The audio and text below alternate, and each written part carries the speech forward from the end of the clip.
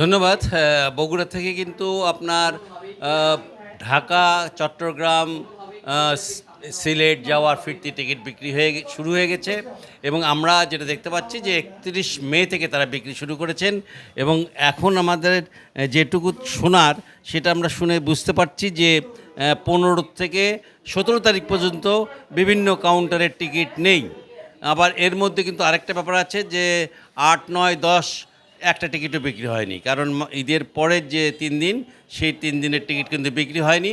এখন যে টিকিটটা ওনারা বিক্রি করছেন সেটা হলো 10 তারিখ থেকে 11 তারিখ থেকে বিক্রি করছেন এবং সে টিকিট নেই, ফুরিয়ে গেছে এবং টিকিট মোটামুটিভাবে আপনি ধরে নিতে পারেন যে আমি এখানে যেখানে দাঁড়িয়ে আছি এটা হলো টিকিট কাউন্টার।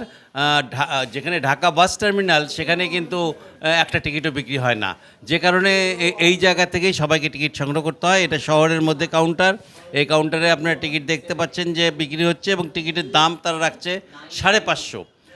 তাদেরকে যদি আমরা জিজ্ঞেস করি তাহলে বলে যে তারা গভর্নমেন্ট রেটে নিচ্ছে। আমি জানি না গভর্নমেন্ট রেটে সরকারি রেট নিচ্ছে না বেশি নিচ্ছে, তবে বলা চলে যে একটু বেশি তারা রাখে। আপনি আমাকে একটু জানাবেন যে আসলে টিকিটের রেট আপনারা সঠিক। আচ্ছা, ঠিক আছে।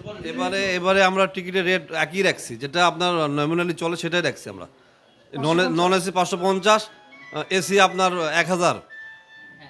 ঠিক আছে, এটা অল টাইম চল, মানে ঈদের সময় এসির ইয়েটা এটা আপনার সরকারি রেট ভাবে 1000 টাকা আমরা করি।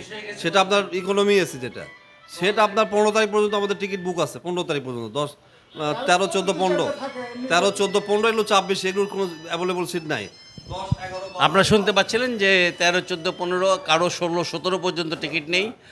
তবে টিকিট হয়তো বাড়াবে শেষ মুহূর্তে, কারণ অনেকেই টিকিট কিন্তু কিনে রেখে দেয় একটু বাড়তি দামে বিক্রি করার জন্য। সেটা যখন যাত্রীরা আসে যাত্রীদের কাছে বাড়তি দামে বিক্রি করে।